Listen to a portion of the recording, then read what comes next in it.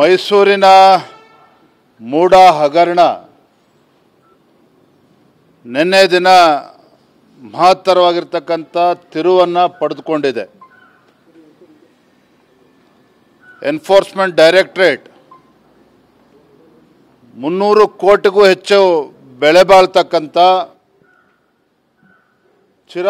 ಸ್ಥಿರ ಆಸ್ತಿಗಳನ್ನು ಮಟ್ಟುಗೋಲು ಹಾಕಿಕೊಂಡಿದೆ. ಇದರ ಅರ್ಥ ಮೇಲ್ನೋಟಕ್ಕೆ ಮತ್ತೊಮ್ಮೆ ಸ್ಪಷ್ಟವಾಗಿದೆ.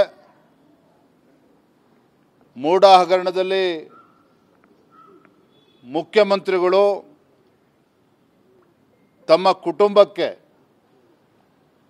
ಅಕ್ರಮವಾಗಿ 14 ನಿವೇಶನಗಳನ್ನು ಪಡೆದುಕೊಂಡಿದ್ದಾರೆ.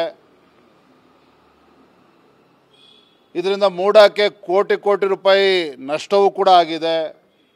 ಜೊತೆಗೆ ಸಾವಿರಾರು ನಿವೇಶನಗಳು, ಬಡವರಿಗೆ ಪಾಲಾಗಬೇಕಾಗಿರ್ತಕ್ಕಂಥ ನಿವೇಶನಗಳು ರಿಯಲ್ ಎಸ್ಟೇಟ್ ಉದ್ಯಮಿಗಳಿಗೆ, ದಲ್ಲಾಳಿಗಳಿಗೆ ಸಿದ್ದರಾಮಯ್ಯ ನೇತೃತ್ವದ ಕಾಂಗ್ರೆಸ್ ಸರ್ಕಾರ ನೀಡಿರ್ತಕ್ಕಂಥದ್ದು ಸ್ಪಷ್ಟವಾಗಿದೆ.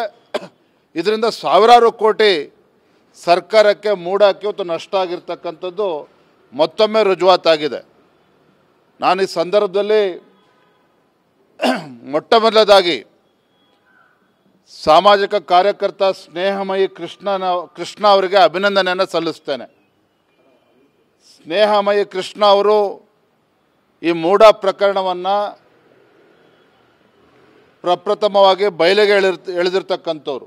ಸ್ನೇಹಮಯಿ ಕೃಷ್ಣ ಮೇಲೂ ಕೂಡ ಅವರ ಧ್ವನಿಯನ್ನು ಹತ್ತಿಕ್ಕತಕ್ಕಂಥ ಕೆಲಸ ರಾಜ್ಯ ಸರ್ಕಾರ ಮಾಡಿತು.